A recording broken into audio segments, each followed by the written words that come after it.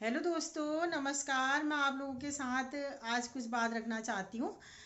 गांव में हमारे परिवार की, हमारे पड़ोस की आमा जी एक्सपायर हो गई थी 2-4 दिन पहले। मतलब जो प्रथम जो फर्स्ट नवरात्रा था, तो उसके दिन भर हम लोगों ने व्रत रखा था, तो शाम को हमें खबर सुनने को मिली थी। और हमारे पड़ोस के भी थे और हमारे परिवार के सगे भी थे। जैसे गांव में बोलते हैं जो सगे बिरादरों को 10 दिना बिरादर कहते हैं, तो उनसे भी हम लोग क्लोज ही हुए। तो फ्रेंड्स, आमा बिल्कुल अच्छी थी, चलती फिरती भी थी। हालांकि एज 93-94 साल हो गई थी आमा जी की। और सुबह भी वो संवत्सर सुनने गई थी। बस जो जैसे ये नया साल लगता है चैत्र मास में, तो संवत्सर सुनाने आते हैं पंडित जी, तो सुबह सुनने गई थी वो।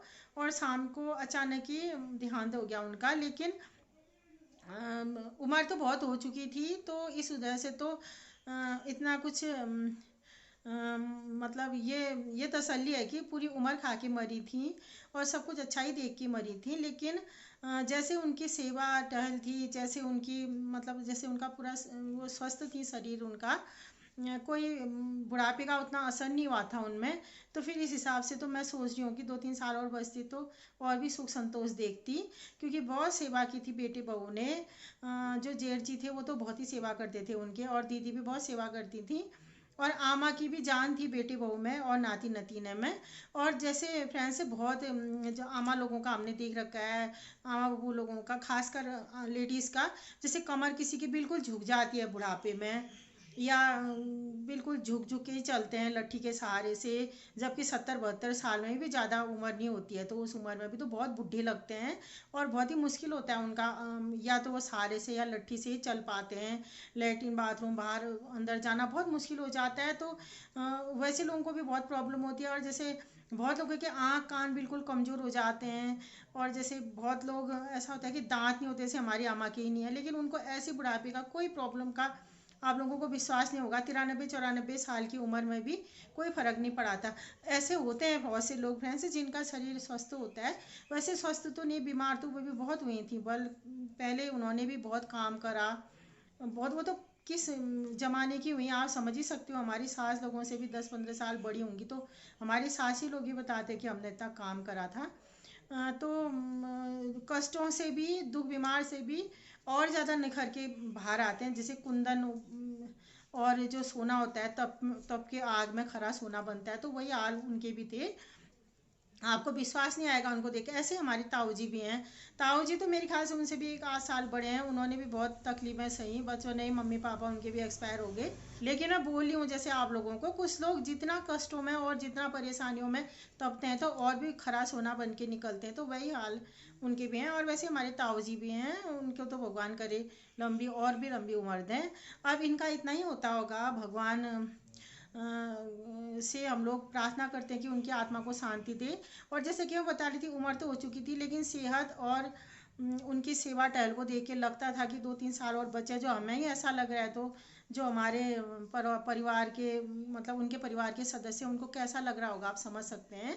और मैं बता रही थी आमा की जी की तो जान थी अपने परिवार में। जैसे बहुत से आमा लोगों की आदत होती है, आप लोग जानते ही हैं कि प्यार तो करती होंगी। हम कह सकते हैं हम ये नहीं कह सकते कि प्यार नहीं करते, लेकिन जैसे ही मौका मिलता है तो बेटे बहू की, खासकर बहुओं की बुराई करने में, चुगली करने में आनंद आता है। या कुछ ना कुछ ताने मारती रहती हैं बहुओं को। बहुत उम्र भी जाती है, तो उनकी ऐसी बिल्कुल आदत नहीं थी। और मैं बता रही हूँ जैसे कि बिल्कुल कभी भी उन्होंने जितना करा होगा, सपोर्ट करा होगा, तारीफ ही करी होगी, आशीर्वाद ही दिए होंगे अपने परिवार वालों को। औरों के लिए भी बहुत अच्छी थी सभी को। इस अवस्था में तो फिर आप लोग जानते हैं कि एक युग पूरा करके इंसान फिर मोह माया, ये सांसारिक झंझटों से अलग हो जाता है, तो बच्चे का जैसा मन बन जाता है उसका। तो वही हाल उनके भी हो गए थे। और तभी दिल से सेवा करती थी हमारी दीदी भी, हमारी जेठ जी भी। क्योंकि मैं बता रही थी आमा भी वैसी थी कि लेकिन जैसे कि बहुत से लोग करते हैं, मतलब फर्ज मान के करते हैं, कुछ जिम्मेदारी का एहसास करके करते हैं, या मजबूरी भी हो जाती है, और लोग लाज से भी करते हैं सेवा। प्रेम भी होता है। लेकिन हमारे दीदी और जेठ जी जो दिल से सेवा करते थे अपनी आमा की, क्योंकि आमा भी बहुत अच्छी थी। और नाती नतीनों के लिए तो खास कर से उनकी जान थी। तो फिर उन लोगों को बहुत दुख हो रहा होगा, बेटी नाती नतीने, बेटा बहू, बेटी जमाई सबको बहुत मतलब वो लाड़ करती थी। अब कोई बात नहीं फ्रेंड्स, अब वो लोग तो सोच रही थी कि और भी बचती तो और भी संतोष देखती, लेकिन अमर कोई रह नहीं सकता है। अब परिवार वाले तो सोचते हैं, वो सोच रहे हैं करके ऐसा हो नहीं सकता। लेकिन फिर भी ये तसल्ली उन लोगों को भी है कि एक बड़ा लंबा जीवन जी के गई। और पहले बीमार होती थी तो जो था, आजकल बहुत सही थी वो, क्योंकि आजकल देखभाल, केयर, इलाज, टाइम टाइम पे खाना, खुराक, सब कुछ अच्छा प्रबंध था उनका। और अच्छा सुख संतोष भी था परिवार में। तो फिर दीर्घायु बहुत रही थी, स्वस्थ भी थी। अब जो होना था हो गया, दिन आ गया होगा उनका।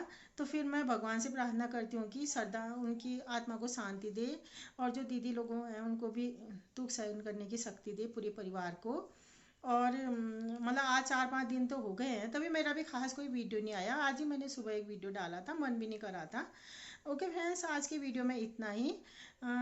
और आप लोग भी प्रार्थना करिए कि आमा जी की आत्मा को शांति मिले, उनके परिवार को दुख सहन करने की शक्ति मिले, और ये दुख जल्दी भूल के वो लोग अपनी ज़िंदगी में नॉर्मल हो जाएं। ओके फ्रेंड्स, नमस्कार।